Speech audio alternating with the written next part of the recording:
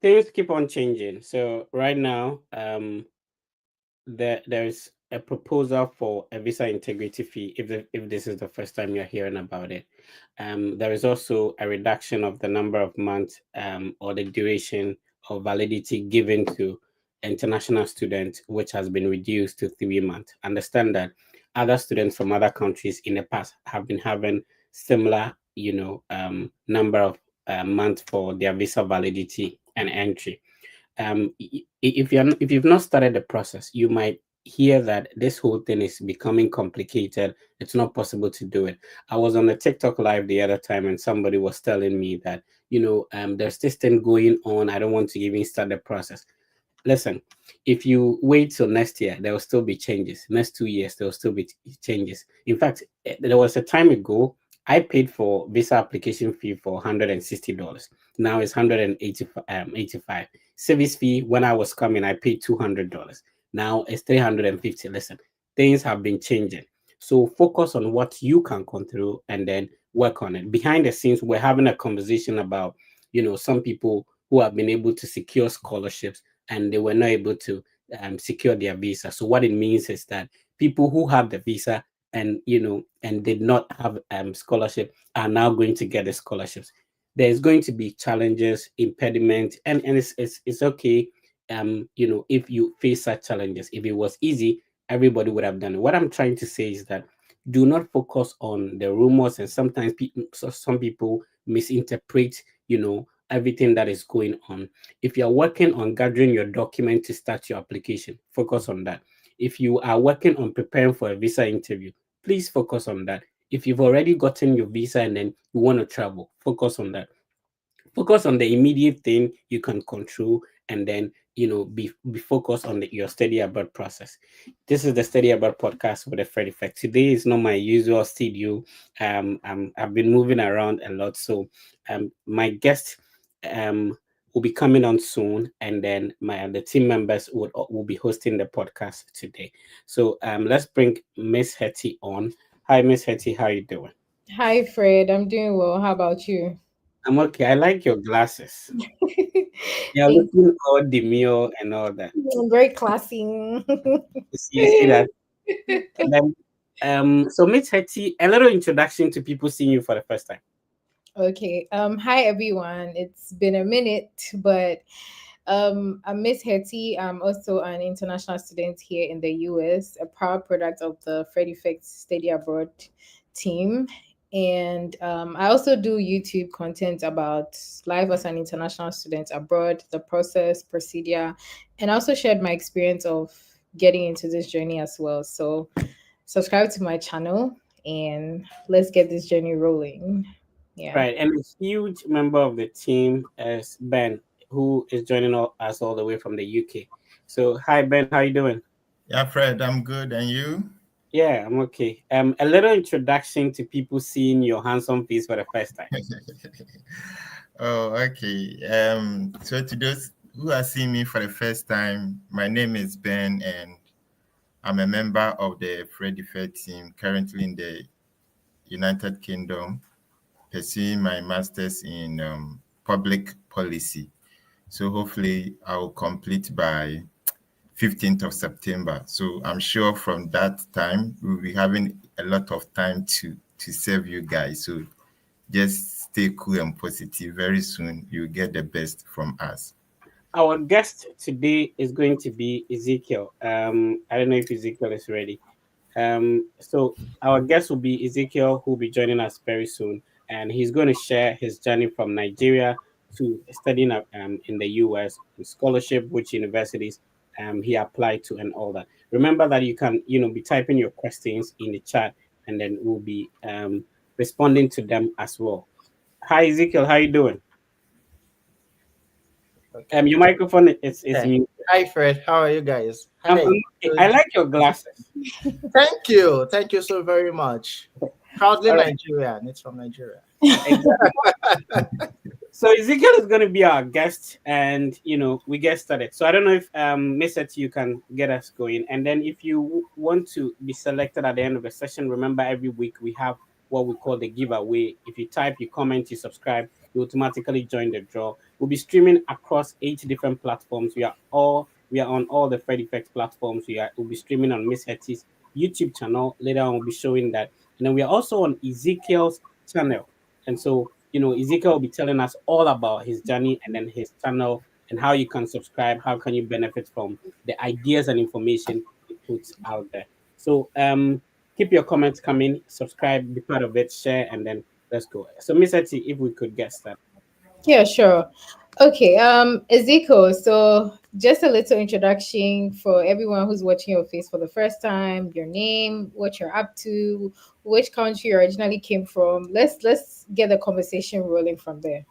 All right. Thank you so very much for having me here. My name is Ezekiel. I'm from Nigeria, and I'm currently pursuing my master's degree in communication and advocacy at James Madison University, right here in Virginia, United States. It's my first year. What else? Yeah, that's pretty much. And I have a YouTube channel. Okay, so we're going to talk about the YouTube channel as we delve into the conversation. So, Ezekiel, take us through how or let me backtrack a bit. What inspired you to start this whole study abroad journey? Okay, so to be honest, I would say that it's the relationship of people that I have, particularly from my immediate family, right? So right from when I was in undergrad, I remember my brother would say, have a first class, so that when you have a first class, you just like you get scholarship, not to worry. Gentlemen and ladies, I was pursuing first class, but first class did not pursue me back. So I didn't finish with that. So I was like, okay, so what else am I going to do? But at the end of the day, I realized that, you never stop learning. And as someone who actually believes in lifelong learning, I was like, okay, let's just give it a try. So it's basically about me increasing my perceived value and of course understanding it from like the international perspective because in Nigeria I went to University of Ibadan. They call it the first and best university. So I'm like, okay, fine. If I'm a product of this, let's see what happens like in the international scene, right? So I started looking at countries that I could actually study at. Um, I was like, I wanted to diversify my program because I also had like a communication background as well. So I wanted to diversify my program and do something unrelated to communication. So, started applying and I was getting a lot of rejections. I'm like, is this how it is? Like, despite like you people don't have respect, you don't have respect for the first and best, So I was getting a lot of rejections. I'm like, you know, so the plan for me was after first year, I mean after my first degree rather, I'll do my National Youth Service Corps. That's 1 year compulsory service. And after that, I will just like maybe just study abroad. That perfect, that vivid imagination, that delusion that you have. It wasn't like that. So one of the things that actually inspired me basically is like to learn from like the international scene perspective and see how I can actually apply all of those things to what I do basically. Okay, interesting. I would at this point hand over to Ben to like ask some follow-up questions before I chip in again as well. Wow. Okay, so Ezekiel, that was a very nice introduction. So I want to be curious. You say you got a lot of rejections, but yes, still you didn't give up. So can you give us a bit about the rejection? How did they happen?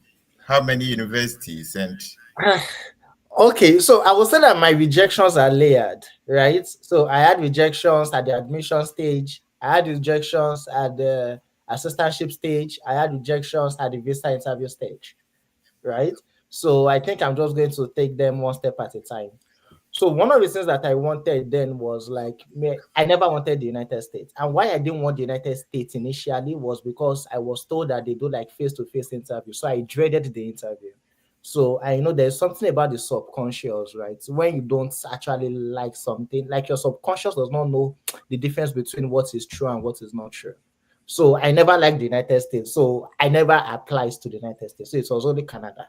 And all the Canadian schools that I applied to, 1, 2, 3, they gave me love letter. I was rejected. And then I wanted to like diversify, and I was like, oh, you know something, let me just like apply to just one school in the US and just let's see. That was like my safe net.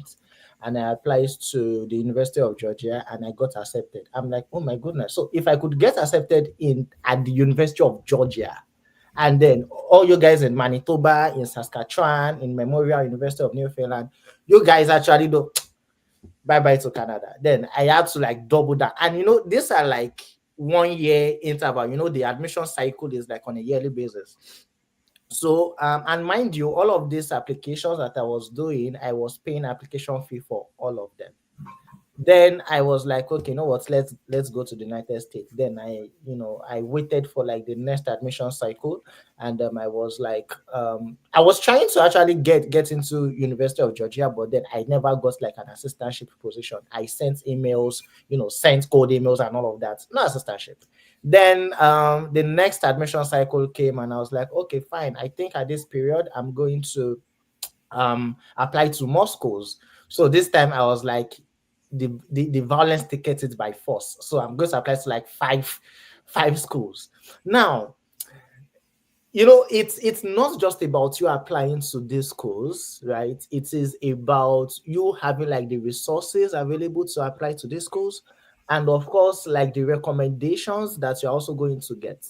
So I have like my professors, I had like close knit relationship with some of my lecturers back in UI, and I would just tell them that, hey, I'm applying to schools, blah blah blah. Please send help me with recommendation letters. And these guys were kind enough to actually assist me with like all the recommendation letters that I have been applying to. I mean that I have been asking them for, and I got rejected in all, right? So this time now I was like, okay, fine, I have a game plan. I'm going to apply to like 5 schools, and I need recommendation letters for all of these 5 schools. I don't want to take your presence in my life for granted because you have been writing me recommendation letters. So this is beyond sending WhatsApp message. It is beyond sending a text message. And in fact, it is even beyond calling. So guess what I did? So there's this like my lecturer as well, right? So I don't want to let them see it. So you guys you are taking me for granted and all of that. So just one day in Lagos, I just woke up and I was like, I'm going to Ibadan, I'm going to UI. And the sole purpose of me going is for me to see like this, my recommenders face to face, and explain to them that this is what is happening and this is what I plan to do. Right. So I went there and I was like, you know what, I actually traveled from Lagos to UI just to beg you that I'm not giving up and I'm going to apply to more schools. They were like, okay, that's fine. So how many schools are you applying to this time? I told them 5 schools. They were like, wow, 5 schools. I was like, yes, please help my life. Recommendation letter. So they're like, okay, not to worry. I'm going to just carve out time. Just let me know when you've applied, and then I can start the old recommendation and all of that, and they'll start drafting that. So that was one step out of the way. Now that I know that my recommendation, I mean my admission application is not going to be complete without recommendation letters, I knew that now I have that in hand, right? So I started applying to like schools, right? So I applied to Ohio State University, Colorado Boulder, University of Colorado Boulder, Georgia Southern. Which other one did I apply to? Bowling Green State University. I don't know if it's Bowling Green or Bowling Green. I don't know. And there is also one more, and then the school that I am currently, right? Do you know that all of these schools, apart from 2, all of them like give me rejection? I'm like, what is it safe? And I was still paying application fee, right? The least application fee I paid was $60. And I was still paying application fee for this $60 there, $70 there, $100 there, $120 there. I think that was the highest. I'm like, what is it? Haven't you done enough? What exactly is happening, right? But you know that moment whereby you've literally like applied. So let's say I applied in December, I mean in October rather, and the decisions will start rolling in December, January, February. I started checking my emails more than I check my WhatsApp messages or Instagram or anything. I would just like, these people, you've not responded. Please respond now. That kind of thing. And even when they respond, it's just going to be, maybe like a rejection or something. So yeah, those were like the rejections that I had then. I'm like, I think I don't know, am I really cut out for grad school with all of these rejections? What exactly is happening? I have experience. If it is experience, if it is volunteering, whatever that you guys are looking for, I have. So why exactly am I getting rejected at all of these points? But I mean, I just realized that I actually did like a mistake, which a lot of people actually do. And that mistake is you are sending the same, statements of purpose and the same application package to all the schools that you're applying to, which is not like ideal, right? So you need to ensure that you have like unique stories, unique voices in all of this. So that was actually what stood me out in all of these things that I did. Wow. That's an interesting one. I think you have the heart of the lion. You don't want to give up in life. So now the Exactly my point is, yes. thoughts. Now the point is that why is it that upon all these rejections, you still decided? Because we have some people, they will try once, they'll get rejection, and they will feel like that is the end. They run away from this process. So what about this rejection from Canada and about 3 rejections from USA, but yes, still you decided to move? Could you let us know the rationale behind? Absolutely, because I know what I'm looking for. I know what I want, right? And I believe that. And for me personally, I hate no, right? The more you tell me no, the more I want to ask you why you are why on earth are you going to reject me, right? So like that was more or less like it's based on perspective, right? So it's just like a pyramid and how you get to see it.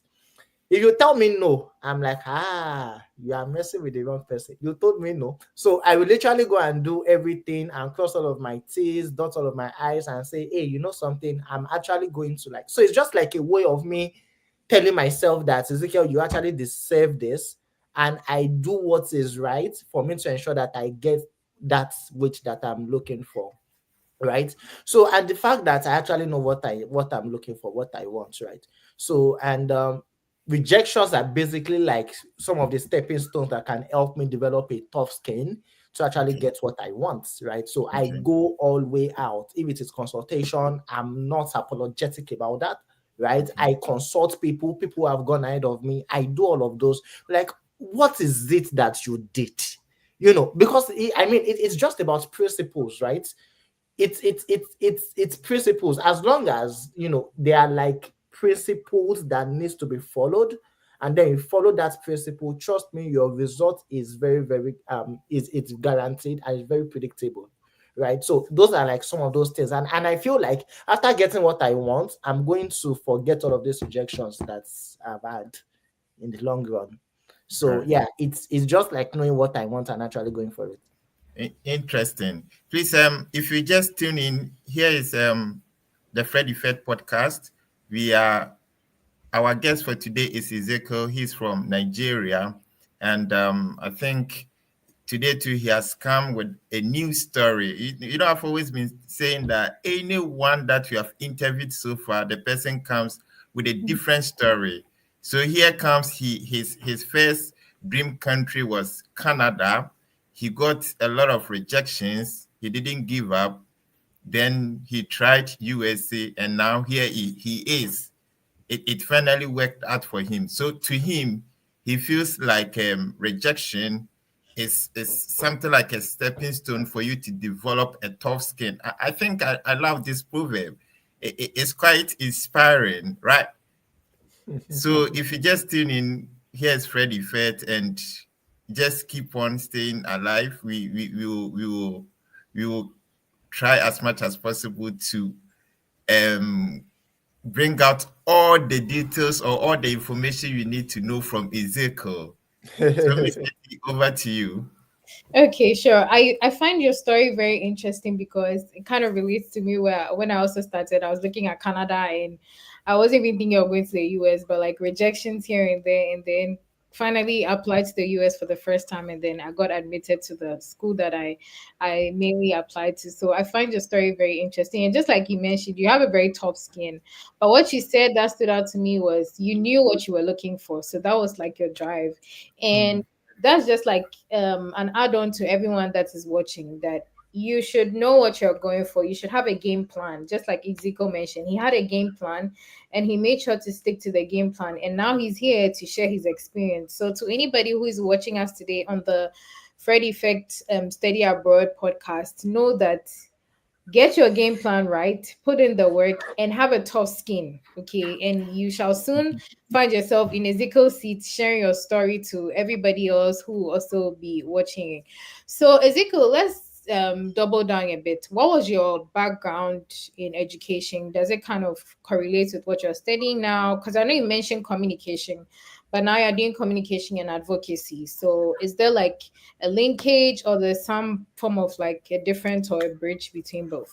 Oh, okay. So my background is so I had my first degree in communication and language arts.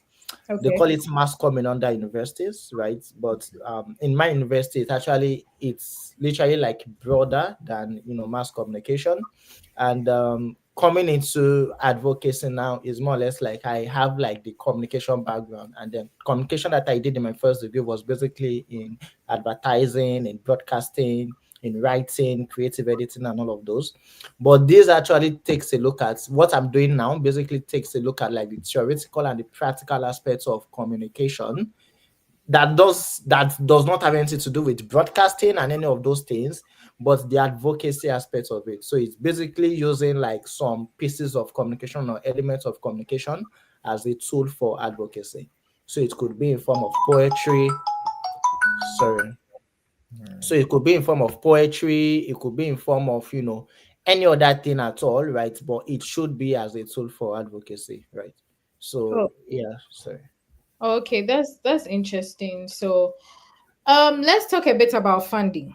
Okay, which Yes, is very important for every international student. So, did yes, I just have a few questions on funding. So, I'll take it one step at a time just so you can yes, respond to each and every one of them. yes. Did your admission come with the funding? No, it did not. So that was one of the things that was one of the reasons why I thought I was rejected in some other school, in some schools that I applied to, because now I was applying with funding in mind. Remember, the first admission I got was University of Georgia. I had no funding. I think the COA was about 40 something thousand US dollars. And I was like, okay, I think I didn't know what I was thinking then, but I was like, I was going to say 40 something thousand US dollars in 1 year. I'm like, what are you thinking of? So I researched some schools, and I'm like, okay, I looked at schools that actually give like admission, that actually give funding with their admission. So that was why I actually thought that maybe I was rejected. So for this particular one, I did not get like initial funding. However, the admission says that I was like on the wait list, right? And being on the wait list means my program will actually like maybe give me funding at the end of the day, but it never came. So one of the things that I did was, after getting the admission and I was like, I've jubilated, I'm like, okay, fine, I have admission, but then there's no funding. I can't go to the embassy without funding. So I sent a message to my graduate coordinator at the time.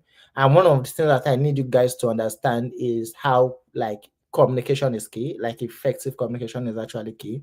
So I sent a message to him then, and I was like, I got this, thank you so much, blah blah blah. And but seems like I still need funding. I'm not fully in yet, right? I'm not fully in yet and all that. So sorry. So the thing basically is just about how I get to like communicate with them. And then it sends me like an external link. And the external link is just like other assistantship positions on campus that is not in my program. It was like, oh, you can go ahead and apply for these positions, blah blah blah. When he sent me that link, I started applying. I think I applied to 15 positions in that night. I was tweaking CVs and tweaking cover letters and all of that and putting that in. None of them actually like sent me like a moving forward stage. Do you get? So when it looks like 1 week, 2 weeks, I'm not gotten any sort of feedback. The more I waited, the more I kept on applying to all of those assistantship positions as well.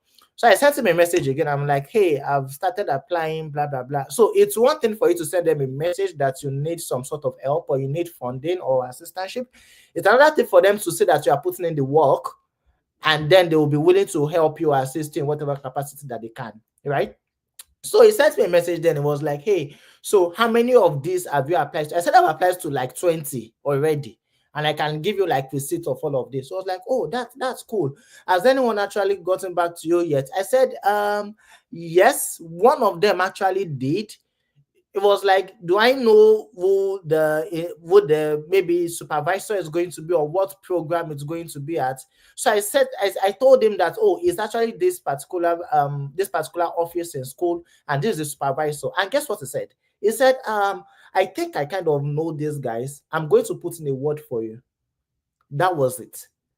And then I had the interview, and it was just like spot on. Of course, I had to prepare for the interview as well. Imagine somebody who is like vouching for you to say that I'm going to put in a word for you and all that. So if I was like 50% ready, I had to double on that, right? So I just had to like ensure that I'm way prepared. I'm very prepared for that. And at the end of the day, I got the assistantship, but I lost it afterwards. Yeah. You're supposed to ask me why or how did it happen. Confirm. Wow. So I got the assistantship, right? I was like, oh, okay, fantastic. I've got the assistantship. Let's go and collect the visa now. I did not get my visa the first time, and then the assistantship was lost. I'm still lost. So here's the thing. After getting the assistantship, and so that's like the admission phase of getting like the whole assistantship and all that. And then I went for my visa interview, and I was denied my initial visa, right? And I could not resume the fall semester Okay. because I had already signed a contract that I was going to start like in the first semester and all of that, right? So I could not resume. I begged them. I was like, please, can I work from home? Can I work remotely? Can you please extend this thing to me till next year or something? They were like, oh, sorry, we have to move on with the application. So I lost that. And guess what? It was like I've lost everything that I've worked for. Because if I lose that funding, that means I have no funding anymore, right? And I can't even go to the embassy without funding. Was it 100% funding? Yes, it's covered everything. It's covered everything. So I think I had a deficit. So the deficit is just like my living expenses deficit, right? So it Okay. just had like it covered my tuition, right?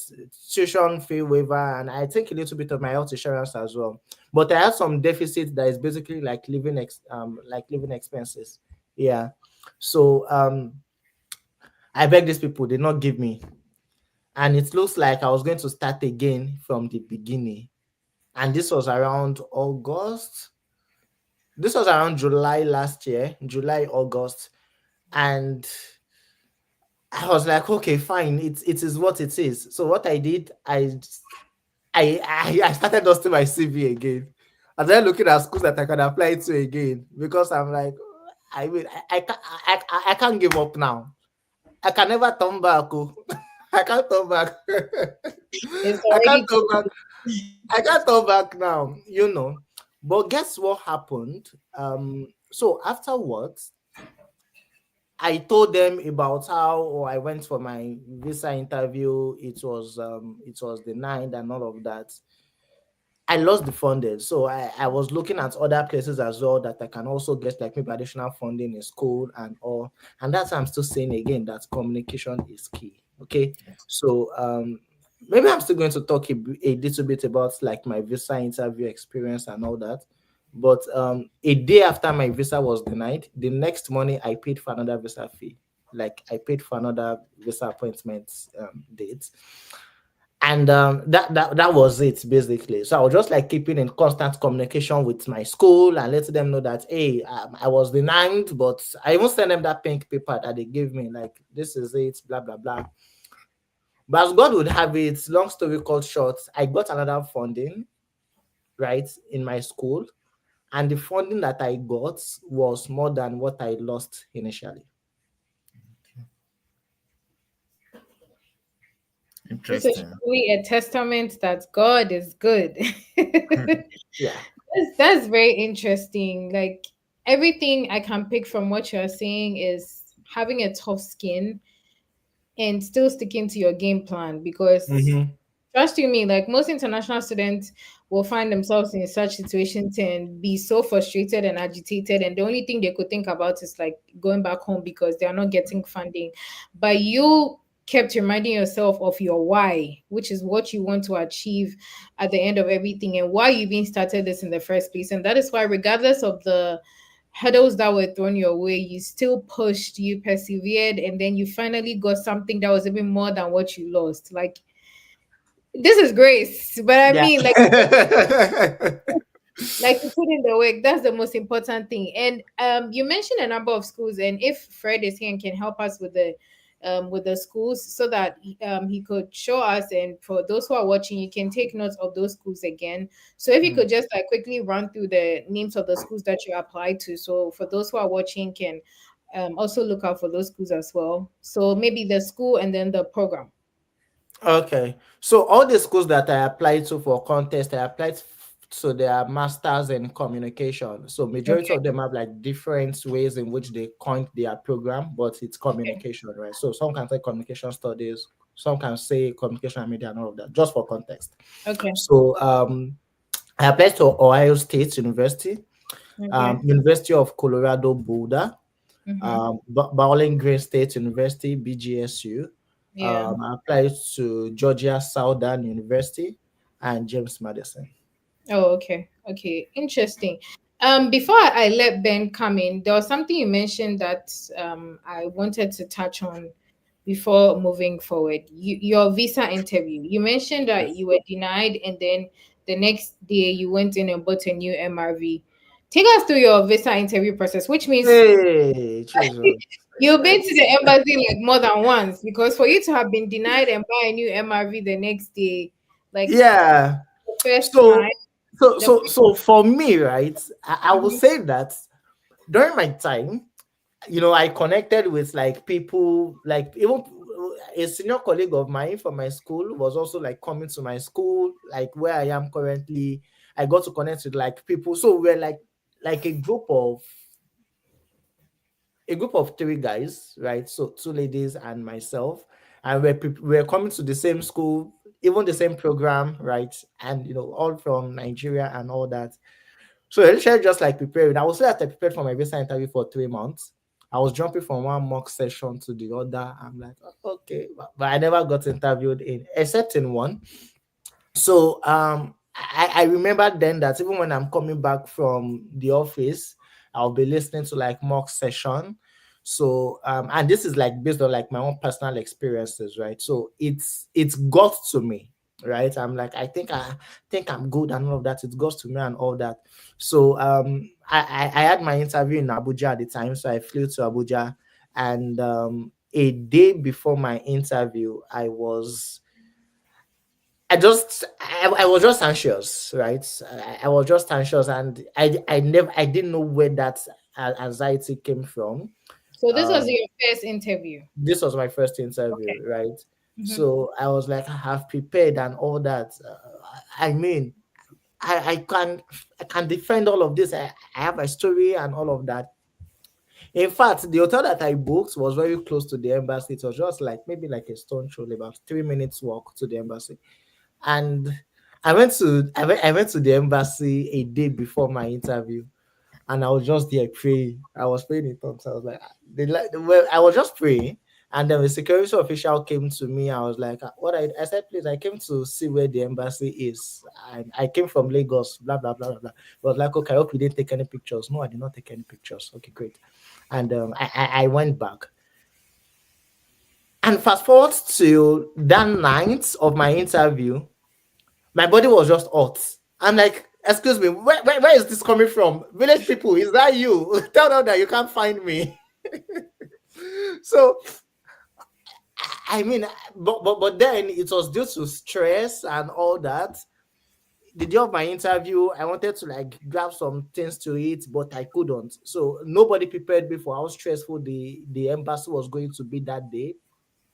So my interview was scheduled for about 7:30 or 7:45. I got to the embassy by 5:55 a.m. So I stood for about 2 hours.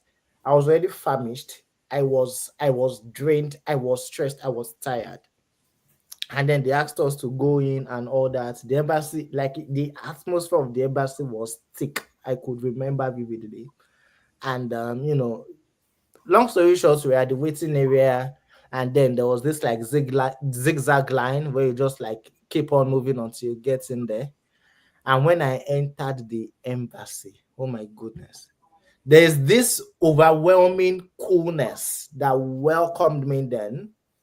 And I looked at my right, and all I could hear was, "I'm sorry, I cannot approve you at this time." I looked here, I'm like, "I'm sorry, I cannot approve you at this time." I look at the center, "I'm sorry, I cannot approve you at this." I'm like, what's happening here? Because you could literally just hear whatever they were all saying, right?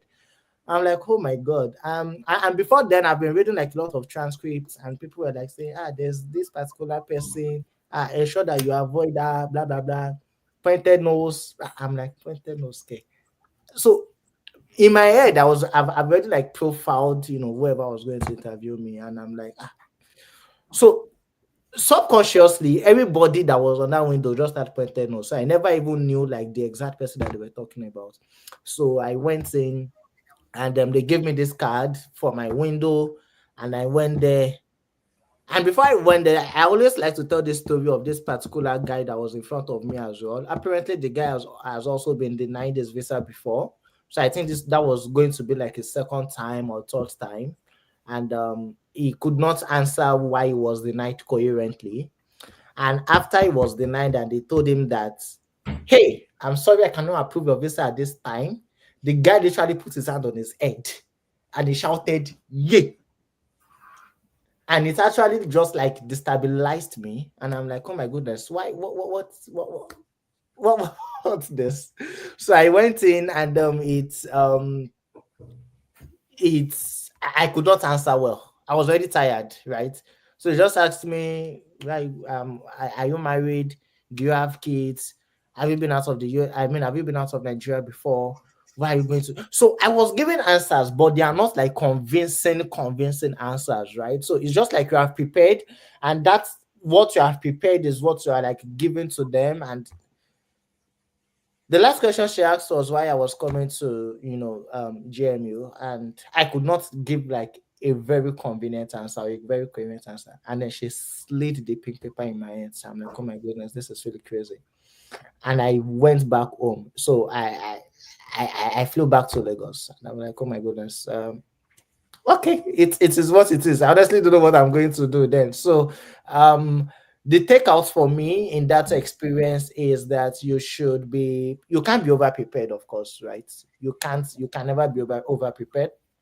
And there are certain things that you also need to consider in terms of your well-being, right? You are going there, you've paid like thousands of naira or cedis, right? Hundreds of dollars, and your decision is going to be made in 3 minutes or less. So you need to ensure that you actually have like the mental bandwidth for you to actually absorb all of those things. So yeah, that was actually what happened. And then the next day I was like, you know what? We are going again. We are going again. We are not stopping. Interesting. So do you remember like the questions you asked during your second interview session Oh yes, that of course. So one of the things that I did was to also double on my was to also like work was also improve myself, right? So I started taking like courses, and as God would have it, I also got featured in the national dailies, right? So I also like published that as well. But then all of this things did not actually hold water, right? So it was during the second period or the second phase of my interview that I got like the funding that was more than what I had initially. Because now, after my first interview, I lost that funding, and it just does not make sense for you to go to the embassy the second time without funding, because you have been at the embassy first with funding, right? So the second time, that was just like the saving grace, that, so you know what, I have like an higher funding now than what I had initially, and I ensure that my DS1 system was actually filled like to the T, right? So yeah, those were more or less like the things that I did, because you know, funding is like the major thing that needs to be that needs to have changed basically, right? So that was literally like my saving grace, right? So when I was asked, so you've been here before, what happened? And I'm like, yes, the last time that I was there with this particular kind of funding, but now I am here now with this high amount of funding, you know. That is just it basically, right? So I just like went in there and confidently, right? So and I ensured that it was like conversational, right? I also ensured that it was conversational, and I was able to like convince the officer to actually grant me, to actually prove that I was worth it, basically, right? So he just asked me like one other question. So he asked me like all the questions that I was asked in the initial stage.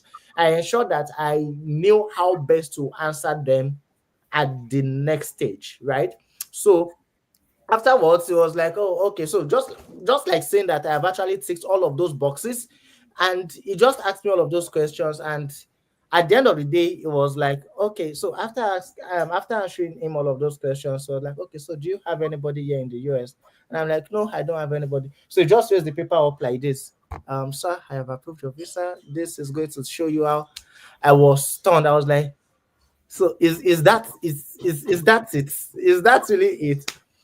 The one of the things that I did was I even removed my glasses, because at the point when I got to the embassy, it looks like a lot of people were also getting rejected. I'm like, I don't want this thing to get to me. Oh. So I removed my glasses, and I'm like, it's not me that will see this pink paper. I just put my head on the floor and I was just praying. And as I was praying, I was moving forward. I removed my glasses when I was speaking to the officer. It was when I was granted my visa that I now put back. I was just greeting everybody. Hello, how are you doing? Hope you are good. How are you? So that was just what I was doing in there, and I just went out super excited, of course, and yeah, took my flight back to Lagos, and it was really, really a fantastic period of time. That's interesting. So before I hand over to Ben to take the next set of questions, if you're just joining us, this is the Fred Effect Study Abroad podcast, and today we have Ezekiel here, who is our guest, to share his study abroad journey, how it started, and what he's doing right now, and his basically his 2 cents on studying abroad. So Ben, over to you. I saw that you were kind of surprised when he was saying like you go into the embassy and you're hearing you are denied, because like in your case you have to like submit documents and hope. But ours, like that's how the process is. Somebody's going to determine your future in the next like 2 3 minutes. Absolutely, So yes, absolutely. like over to you, Ben. Yeah, I think Isako, I don't know how to classify his story, but it sounds some way. But to put that aside, like Isako, I just want to know Yeah. if looking at your ups and downs, if you are to start the process again, what will Hmm. you do differently? Hmm. That's a very big one, right? So one of the things that I would do differently basically is to, there's something they say when the elders have done like something remarkable, and they have their footprints in the sands of time, right? So that thing basically is like me going like 100 steps ahead, right? It's just for me to model what another person has done, right? Which I actually appreciates what the Fred Effect is doing, right? So one of those things basically is for me to get it right from the beginning. It's one thing for you to know what you want, and it's another thing for you to know exactly how you want to get what you want. So it's basically about putting all of these things together, and it's okay for you to also get it once, right? I mean, I know a lot of people, who actually got the admission once, got their visa once. They don't have to it, right? But it's just about me understanding how I'm going to get to this. You don't want to gamble on it. You don't want to do trial and error in this, right? So if you have a chance of actually getting it right from the beginning, by all means go ahead and get it right, and sit down and ensure that you get it right. Because one of the things that I realized is a lot of people are impatient about getting all of these things done. right? So you're not patient about this. So anything is just like anywhere belly face kind of thing. If it faces here, then I go. If it faces here, so you don't have like your own decision that you're going to make by yourself. So in that regard, I would say that I will, take a look at people who have gone through what I went through and just follow their footsteps. It's easier than for you to actually do this by yourself, right? So that is one thing. And I eventually did that, but it cost me time, it cost me rejections. Right. So that's one thing that I would say that I would have done differently. All right. Thank you so much. So was it that you were over relying on your first class? I did And finish with a because first class now. I and said be- first class did not pursue me back. I uh, never got out with a first class. oh, okay. That was the goal, but it wasn't the end. It was a goal, It but was not it was the goal, but it was not the end plan. It was not the end Oh, game. okay. Interesting. So did you seek for mentorship, or was there anyone guiding you when you started? And do Oh you yeah. think So and do you think if you had taken it serious, it would have helped you to save a lot of money, especially from the mm, rejections? yeah. So I have a friend who is also like in my program and in the school that I am at, right? So it was my senior colleague when I was pursuing my first degree in Nigeria.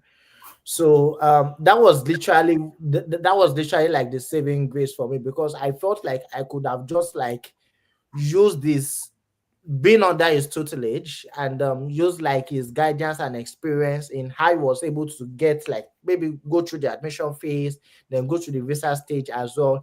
That could have actually saved me time as well, because it's just like, there are some things that money cannot buy that relationship can buy even more than that, right? So those are like one of the things that I could have that I could have done, and I actually held tight, right? So yeah, if I've done all of those, it would have saved me a lot of money, it would have saved me a lot of rejections. And it's just like human beings. Human beings will want to do whatever they know how to do best, right? And after doing that, and they say that, oh, this thing is not working, then they will now go back to what they also have started with initially, which by then it could have cost them like 1 year, 2 years, and maybe it could have caused them some rejections and emotional turmoil that they ordinarily would have avoided in the first place. Oh, okay. That's interesting. Now let's look at the Nigerian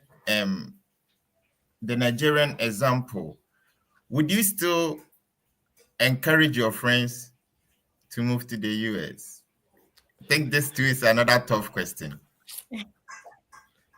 It depends on what you want to. It depends. Yeah, That's because what I I would say. understand I understand that we have a lot of Nigerian students who move to US to study, Yes. but there are still out there who are struggling to find their way out. Would you encourage them? Yeah, I Why mean, I or think why it's not? what. Yeah. I think it's what it's 100%, right? It's really what it's 100%. Um, Particularly the quality of education, right? A lot of I know that like institutions in Nigeria are trying, right? They are trying their best, like to have quality of education and all of that, but I think the quality here is just kind of world class, and it's another experience entirely, right?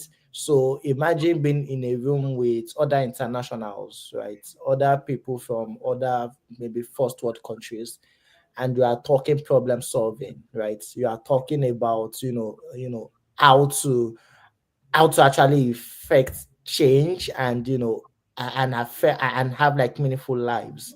So these are like practicality, like these are like practicals that are tangible, that you could that you have a lot of access to, right?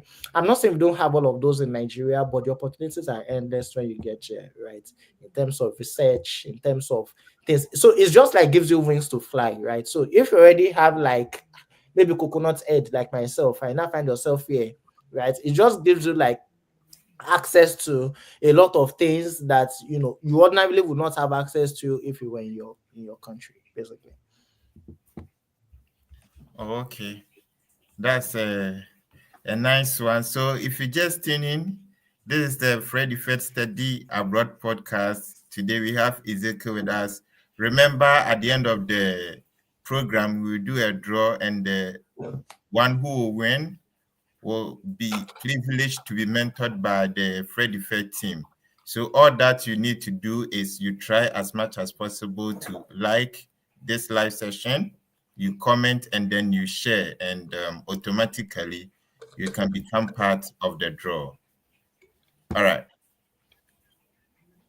So, Miss Hetty, Yeah, sure. you can take So, on from. yes. So I want us to talk about funding. Okay, I already mentioned that that's like a priority for us international students. Is your funding like you have an assistantship, right? Yes, I do. Okay, so are you doing research or are you doing teaching assistantship or administrative? Which type of assistantship do you fall Okay, under? so mine is a teaching assistantship, right? So my funding is basically like distributed in two ways. So I kind of have like a double assistantship kind of thing. So I work as a teaching assistant to like first year students, right? I prepare them for public speaking, I prepare them for speeches, help them, brainstorm outlines and all that. And like teaching assistants, so I would say that is a teaching assistant as well, because I'm also going to, like, maybe in the next semester I'm also going to be like taking like fundamentals of mass communication courses to like first year students and teaching them you know um basic communication basically. Yes, so I have a teaching assistant under with that. Okay.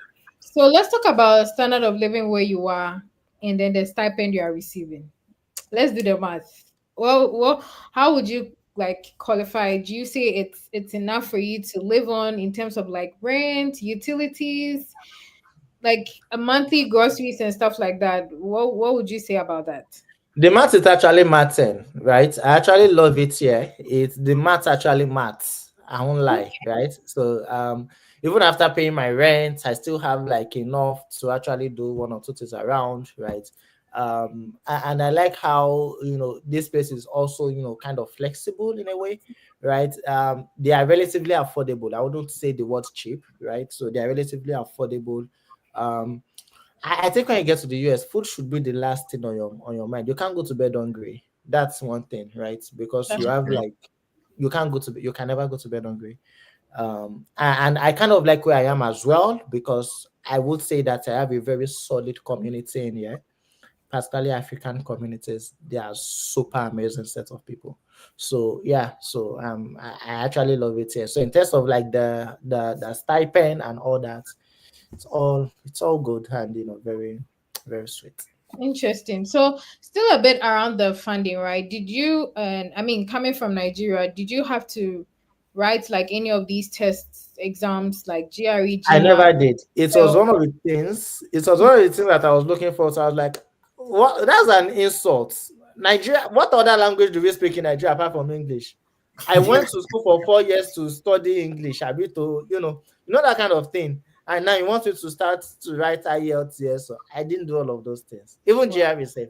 So I was close to doing them, because when my rejections were like coming in, I was like, I should go and do French test. I should go and do IELTS. In Mhm. fact, I started learning how to speak French. I used 1 month, I ran away.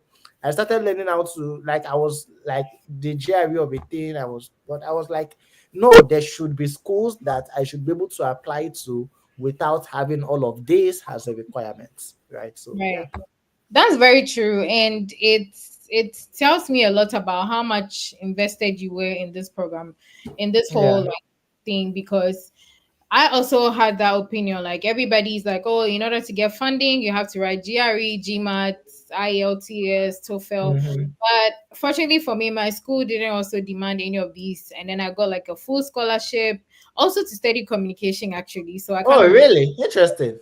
yes with what you're saying. So some people watching might be wondering, like you keep saying my school, my school. Already you mentioned the course you are studying, which is communication and advocacy. So for someone who is watching you and is very much interested in where you are studying and what you're studying now, like I know you already mentioned, but if you can just reiterate the name of the school you are in, just so somebody can take note of that and add that to their list of schools they intend to apply to. Yeah, my school is James Madison University, right? Okay. It's in Virginia, Harrisonburg City. Yeah. Okay. All right. So if you're watching us and you want to apply to communication studies, communication and advocacy, you can look at the James Madison Thank you. University. Oh, wow. I'm a proud ambassador of my school. Huh? See our website now. So it's fine. Of You course. can apply. You.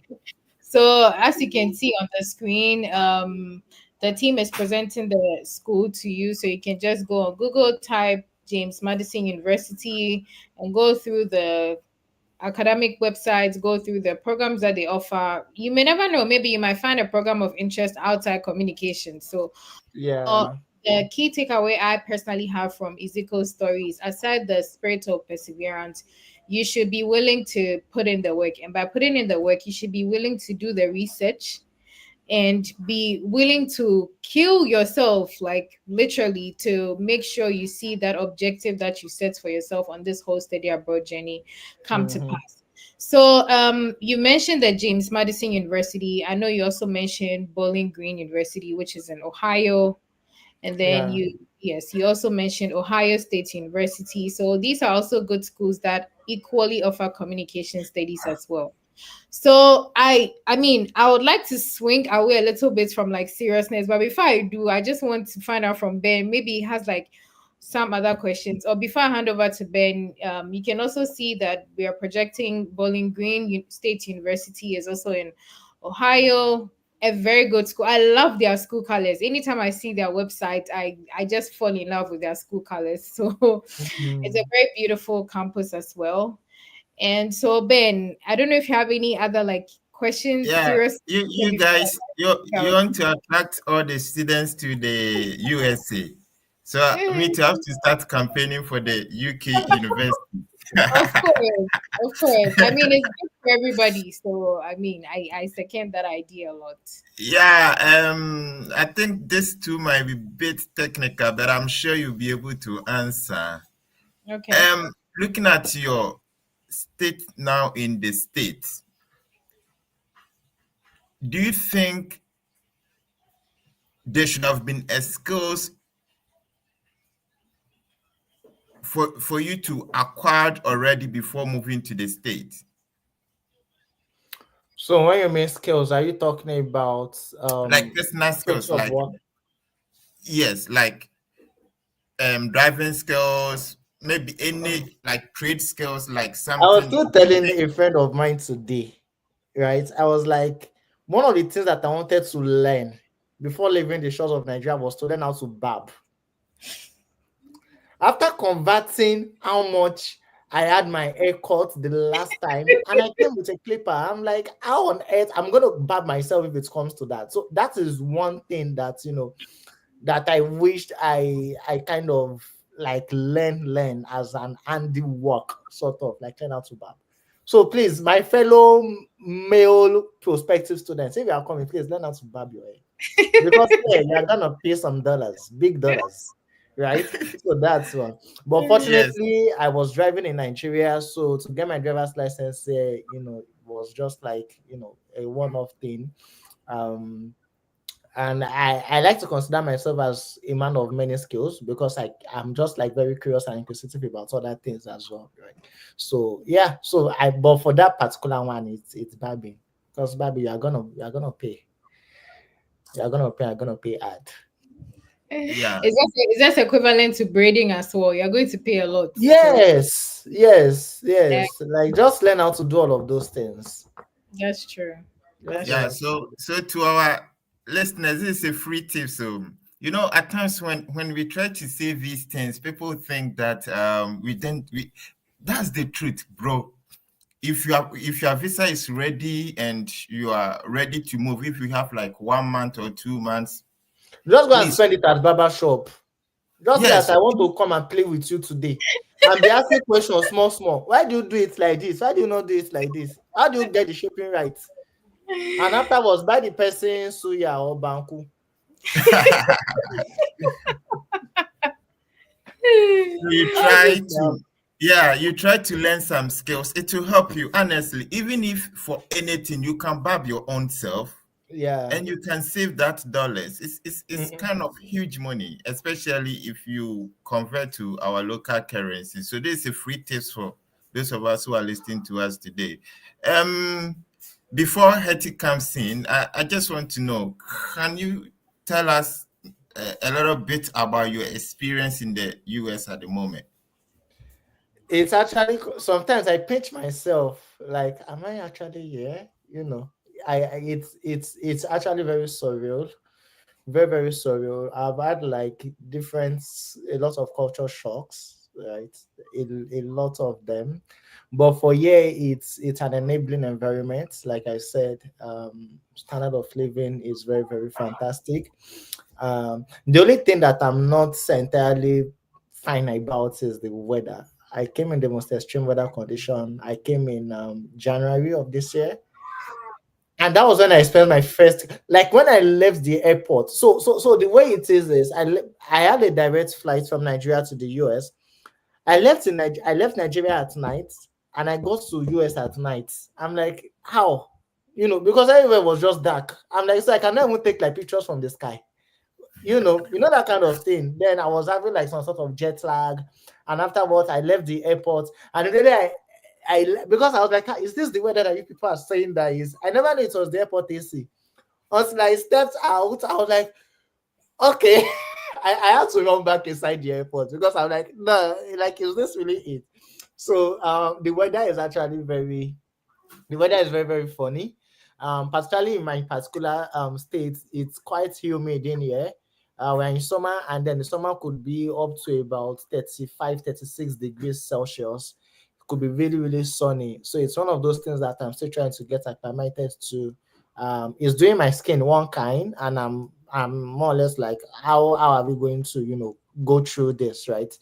Yeah, the health system is relatively good as well, right? So I just go there, tell them what I need, and they provide solution to that. But overall, I mean, experience they say is the best teacher, and I hope that for those of you who are listening to me, you get to experience all of this. It's better experience than explained. Yeah, thank you so much. Are you getting some of Nigerian and some stuff? Ah man, yeah. In fact, I went. So you see, one of the things that I like here is like the Africanness, right? I still went to for a birthday party yesterday, and I ate pando yam with quite a goosey soup, with some chicken, and I'm like, okay, now this is actually what reminds me of home, right? I mean, the most of the African markets that we have here, the produce are from Ghana, right? And thank God I was in Ghana, and I was able to like understand some of like the food in Ghana as well. So it was more or less like Ghana to Nigeria is not far now. 1 hour, 30 minutes already there. So they are, I don't know I think it's Gary or something, like a Adikpa something, right? And red oil and all of that. I still get them, but it can't be like home, right? So it can't be like, in terms of the quality and in terms of the price, it can't be like if I got them in Ghana or if I got them in Nigeria. But then we are trying small, not to stay out of everything. All right, thank you so much. Miss Etty, can we pick some comments Yeah, sure. and I questions saw, from our yes, I saw a comment that really like got me very much interested. The person said, sincerely, Ezekiel is a whole package. Intelligent, fun, and also to go easy to go, and then an inspiring person. And that is true. Like, look at how you're freely talking about your experience, because I mean it's a thing of the past, but even the Yeah, manner in which you're telling it is, it's inspiring to people. So it's not like, oh, seriousness here and there, but at yeah. least let's break the ice a bit. I mean, I did a speech, so let's break the ice. So I really like that comment so much from Wisdom. Yeah, thank you, Wisdom J. Thank you so much. yeah. Yes. Ben, is there one that really caught your attention that you want to share? Yeah, I think we can project on the screen. Okay. So, And yes, whilst we do that, I think one person, Millicent says, "Hi team, can we talk a bit about the assistantship interviews and how easy it is to go around it?" So, Ezekiel, would you want to answer this question? Did you Yes, have? this is a very Yeah. good question, and I actually thought of like making a video about that on my channel, but I think you guys are going to be like the first to actually listen to this.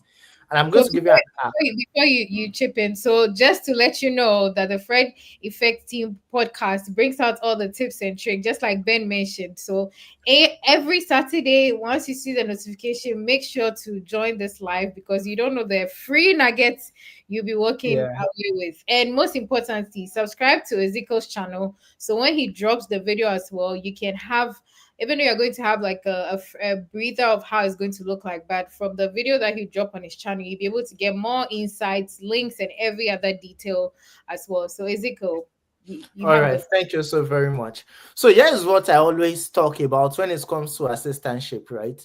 Mhm. So the thing about assistantship is remember that you are not the only one that is applying for that particular assistantship position. So one of the things that I did, right? I tried that myself. And any other person who cares to listen that actually comes to me and say, hey, is it okay? You know what? I'm going for an assistantship. And I tell them to do it. 9 out of 10, in fact, I've not seen anybody that did not get this thing that I'm about to say. And here is it. So you are going for an assistantship position now, right? And then, of course, it's going to be like an interview session, right? I always tell them to always prepare. I mean, as an applicant, right? Prepare like a short presentation on who you are, right? Do like a short PowerPoint presentation, maybe like 5 pages, right? And just put your picture there. Particularly if you have done a lot of things in the past, just show them that. You want to show and not tell. That is what makes you stand out, right? So instead of saying that I'm a chief executive officer at this, I'm a this, I'm a that, don't worry, spare me all of those details. Hello, can I please share my screen with you for the next 2 minutes? I promise to be very brief, right? And then you share your screen with them and say, like, okay, this is me. This is when I was actually doing like some impact projects with about 5,000 students. I organized this project in less than 3 weeks. Like you are showing and not telling, that actually boosts your confidence. And guess what? You might be the only person that would actually do that thing, and it improves your chances of getting hired. So that alone in itself is something that I always encourage people to do. Go that extra mile, that extra step, do it. Do it. Being an expert does not mean that you know everything. You just have to be one step ahead of that person and get that done and see if it works or not, right? So I have a portfolio, right? I know that you can have access to the portfolio, but then let me just do you the honors of actually like just showing you, right? When I did this was actually what made me stand out in my first assistantship that I got. The person that was like this before, that was like, okay, what do you have to say, was at the edge of her seat and she was doing like this because of what I just had to show her. So you guys, if you are going to go for any interview session or perhaps assistantship position, presenting like some slides on Canva is not going to hurt you, right? Just have it and have it prepared. You can just ask them maybe at the end of the interview, and you've asked all the questions, they've asked all the questions, like, please, one more thing, can I please share my screen with you? I just have something that I feel that it will be visually appealing for you to see rather than me just saying. And it's actually going to help you guys, trust me, it's real. So that is the answer to that question, and you guys should thank that person for asking that question, for that. So that's what I would suggest that you guys do if you are going to go for assistantship positions. Interesting. Yeah, you are really doing communication. Like right now, I'm feeling the communication energy over here. So Lexus Will is asking, can you add links to your portfolio to your SOP? So SOP is statement of purpose. Ezekiel, what do you think? Before like I also add up to So this. when this person says, can you add links to your portfolio? Okay, you mean you are preparing your SOP and then you are inserting your portfolio? 100%. Yes. So for example, in my CV, I had my CV. Remember, the goal is for you to show and not tell. So in my CV, there are links. So when I tell you that I changed 10,000 people, I'm not capping. I'm putting the link in there, right? And maybe the 10,000 people, I'm going to hyperlink it. And that's why it's good for you guys to document, right? So I'm just going to hyperlink it and actually put it there that, okay, fine, you trained 10,000 people. Really, how true is it? Click on it and go and see for yourself, right? So if I told you that I was in this and I did this, go and see for yourself. So it's okay for you to actually put links. particularly your statement of purpose, where you're going to be telling stories, right? So you can start your statement of purpose and saying that I remember my friend Chiamaka when she was 5 years old and we were living in a rusty environment in our neighborhood. Something like that, and you are painting an imagery in the eyes of whoever is reading. And any word that you deem fit for you to actually put in some links in there, by all means do that, but do it moderately. Don't go and put everything and all I'm saying is blue, blue, blue, blue, blue, blue. Be civil about it and be smart about how you go about that. Right. And just to add on a bit to the whole portfolio and then also like links to SOP, just like he said, it should be visually appealing to the eye. Like sometimes what I prefer to tell people is put yourself in the shoes of the admission committee. If somebody presents this to you, does it make sense to you? Does it entice you to want to read? And just like you said, the SOP like creates that imagery at your introduction. It should be your hook. If somebody presents an SOP to you and the introduction doesn't attract you, would you want to read all the way to the very end? So just like Ezekiel has mentioned, it's not about just throwing in the links or going to like bluff like, oh, can I show this presentation, and then you show it and it's not visually appealing to the eyes.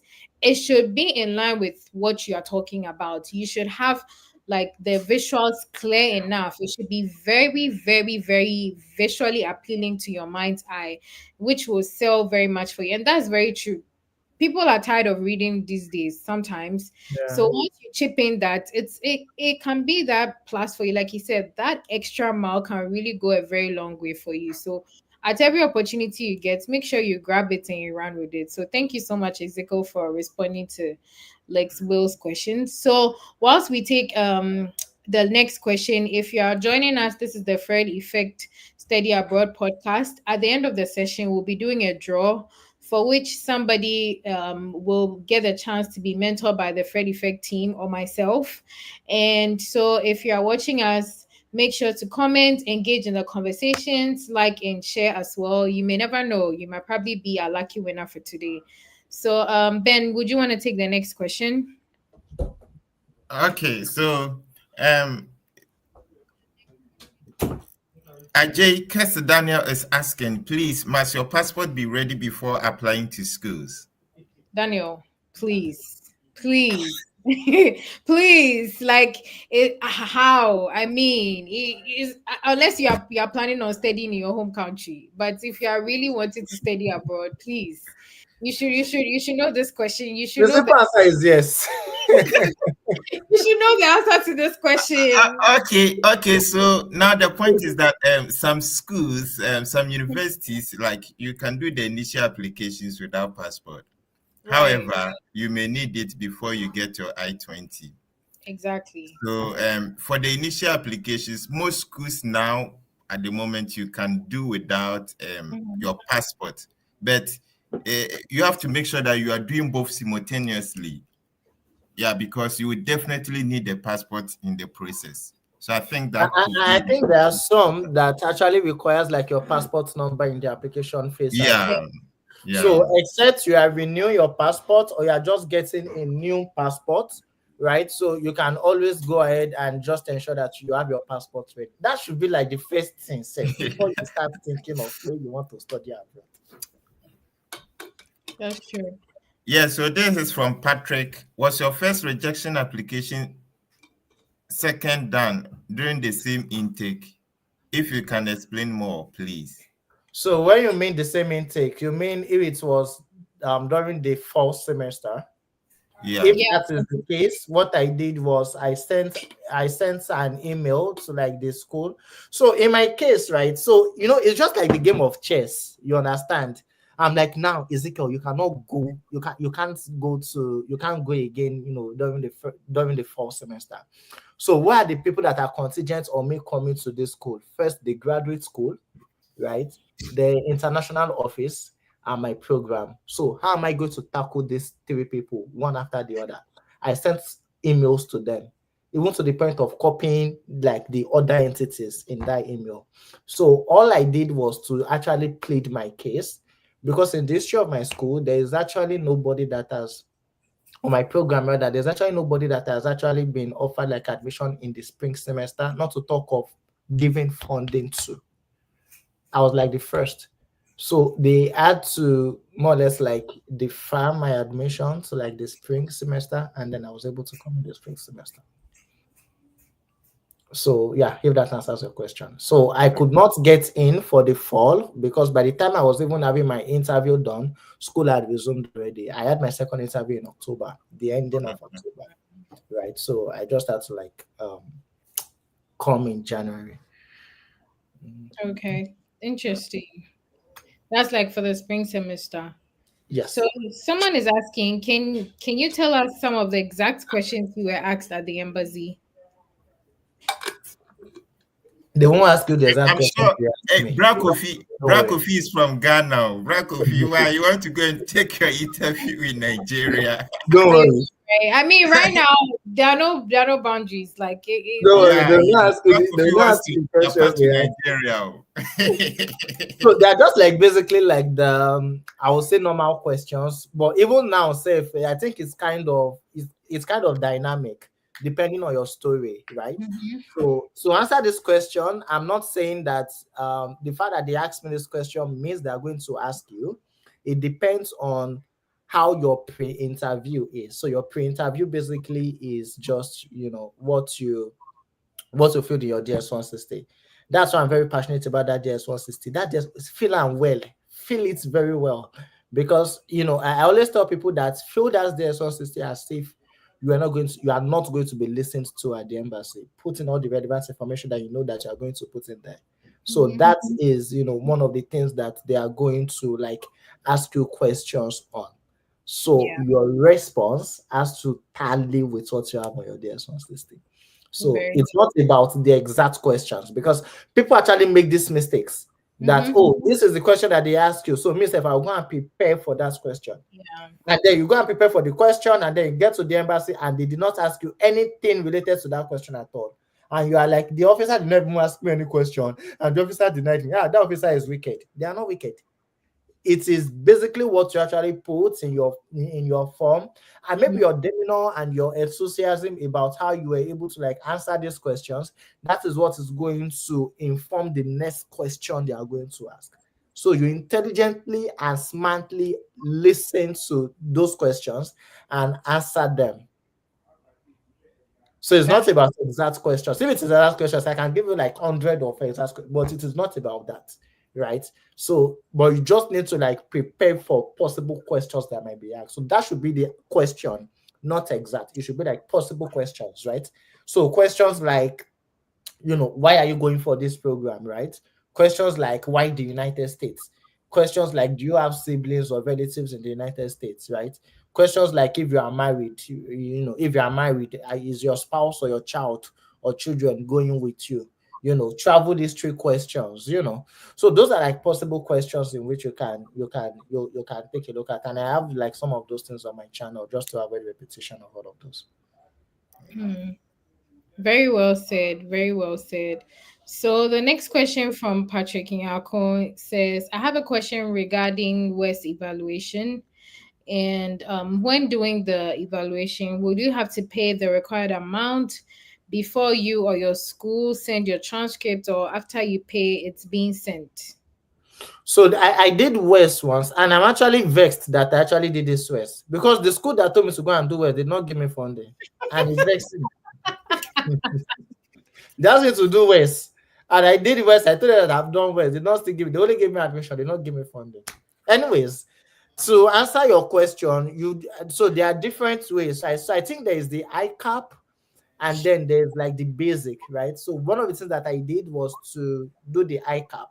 So the ICAP basically means that your transcript is with Wes, and anywhere you want to send this to, you can send it to the school, but at a lower fee, right?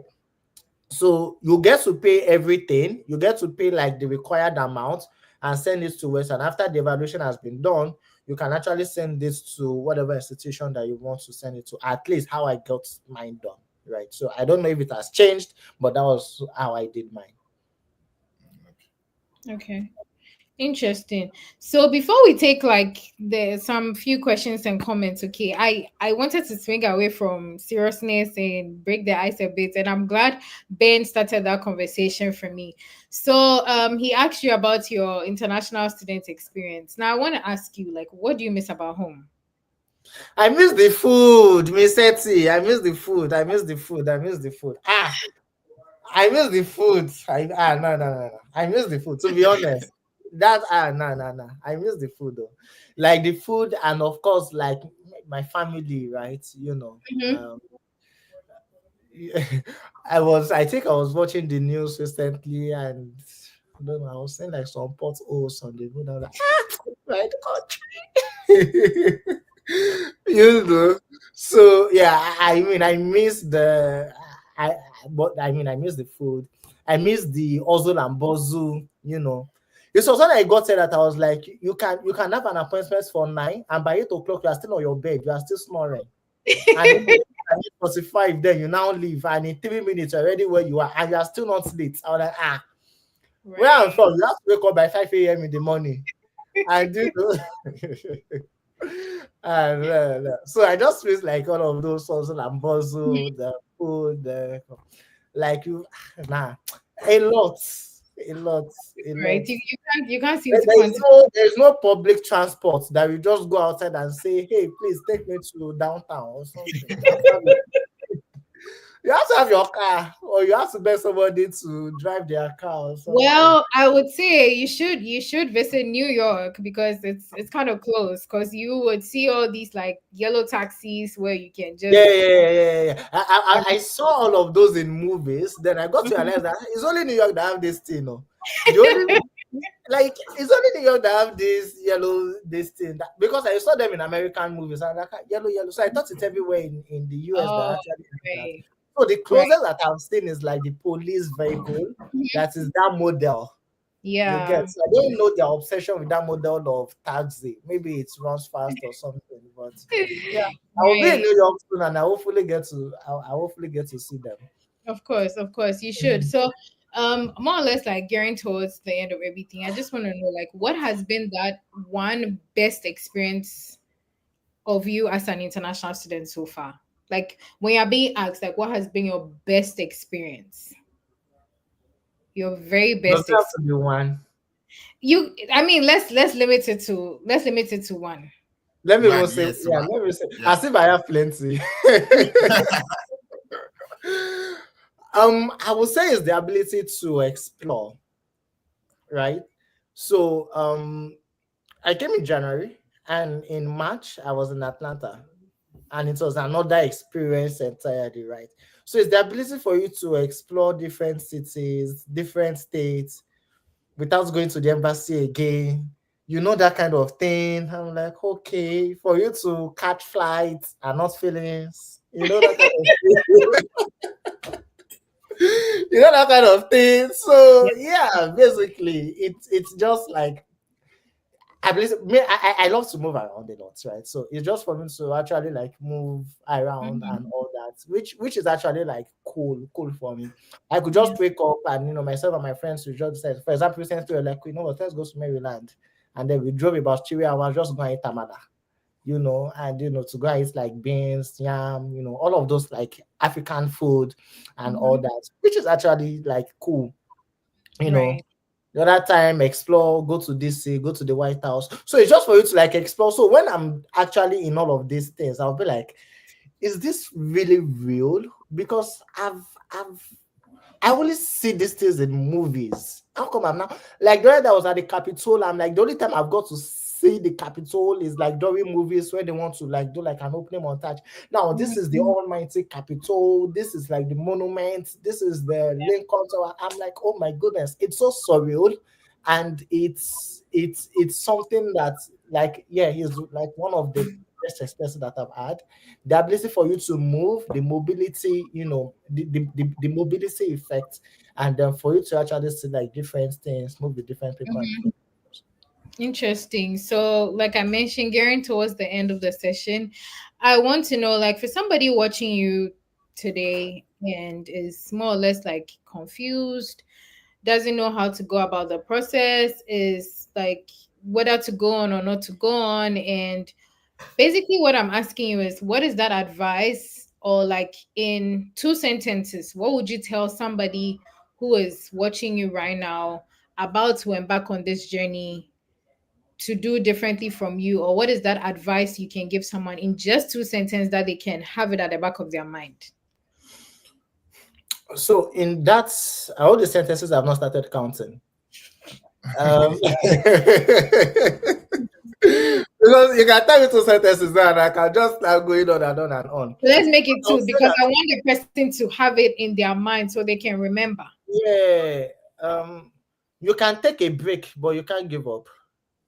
Right? You can decide to go on a break and say, you know what, I think I'm just going to take a breather and then reposition and get certain things, but you can't give up. That should never be an option. Never.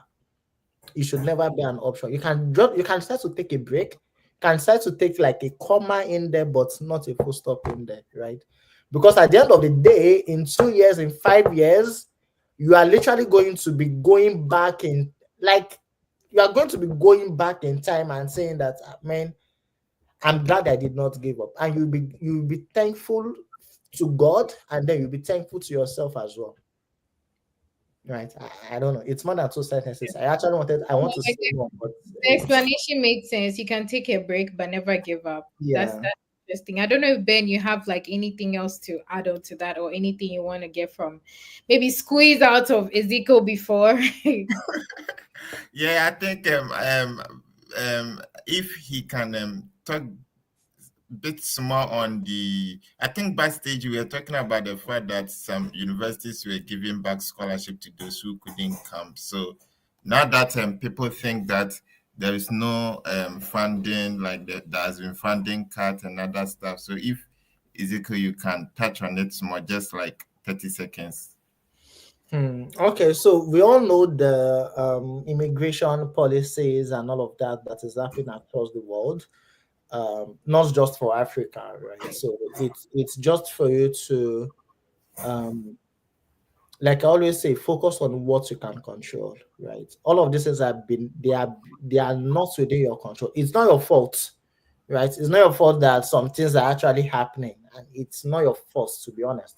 And what that means basically is, if you were preparing and maybe you were preparing on level 5 before, now this is where you want to intensify your efforts and go 100, right? So forget the old rejections and all of that. There are some who are going to get their visas, and just like God will say that they did not post it, and there are some who, so just focus on what you can focus on, and focus, because it's still in the midst of all this brouhaha, the old hula baloo of visa rejections and all of that. There are still people who are still getting it, and they are still getting it. So why can't that person be you? So focus on what you can control and prepare more than ever before for your study abroad application. That's Thank you. very Thank you interesting. so much. Yeah, I love this one. That's Thank very you. interesting. And Yeah. I'll just add something I kind of took from a conversation with Fred. He said that if you are waiting to do it next year, there are going to be changes. The following year, there are still going to be changes. So why not take that bold step and do it now? Because Yeah. regardless, people are still, whatever that is being said, people are still coming in, people are able to study, people are getting scholarships. So just like Ezekiel said, you're not any different. So focus on what you can control and intensify your level. Mm-hmm. And like most importantly, seek information and knowledge for yourself. Yes. Like all that I can say, seek knowledge and information for yourself. And I think it's Ezekiel touched on this a bit. Communication, like he's studying communication, like communicate with your school, let them know what is happening, let them know what is going on. And you never know, that can be a solution to your problem. So Mm-hmm. as much as possible, intensify your level at which you're working right now. Seek knowledge and information for yourself, and then also communicate with your school, the most important people in your study. If you are a grad student, your graduate chair, designated school official, like communicate to them and let them know the reality on ground, because you never know where the solution to your problem will come from. So Absolutely. yeah, I Yeah. I really, I don't know about you, Ben, but I really enjoyed this session. It was more or less like a freestyle for me than like a straightforward session. I enjoyed Yeah, the I've loved the session. Thank you. It has been amazing. Likewise. Thank you so much, guys. Yeah, has really, really been amazing. So, Yeah. Ben, with your permission, I think we can go ahead and do the draw. yeah. If Fred is here, we can go ahead and do the draw as well to see who is going to be our lucky winner for today to be able to be mentored by the Fred Effect team. So, whilst we wait for the team, okay, so let's see who our lucky winner for today is. Hmm. Oh, Patrick! Patrick. Are you Oh my God. Congratulations, Patrick. So, Patrick, you're Congratulations! for today's draw. And I know the procedure involved is you send a message to the Fred Effect on Instagram, letting him know you're the winner, and then the conversation will be taken up from there. And so, congratulations, Patrick. So, to everybody who watched us today, before I give my closing remarks, I would like to hand over to our guest to give us his final words. And just like he gave us in two sentences that we remember, which is you can take a break, okay? You can take a break, but then it doesn't mean that it ends over there. So let's have Ezekiel give us his final words, and then I'll hand over to my co-host, and then we would take it from there. All right, thank you so very much. First, I must confess that I enjoyed this session. Miss Etsy, Mr. Ben, thank you so very much. And also to the Fred Effect family, you guys are really doing amazingly well. Don't stop. Thank you so very much. And to our listeners, our viewers, thank you for staying till now.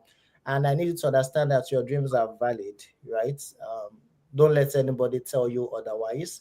You are just 1 year away from a totally different life, just one. And it might not come easy. Okay, it might not come easy. um it's not enough for you to watch sessions like this and go back to do what you are doing before, right? The thing is move. You have to take action. Action is an action word. It is a verb, right? So you need to actually move. And there are different types of movement. So you might be like, okay, so what next? What am I going to do? If you decide to leave your house and maybe go to the garage, that's some sort of movement. But there are some movements such that it is when you move that you know exactly what to do. I like to say clarity will come on the road as you move. So you have to take that step. You just have to keep on moving. If you go to some like motion sensor doors, the more you are closer to them, when you think it is an obstacle, then you thought that the door is not going to open, and all of a sudden the door opens. It's because you have moved close enough.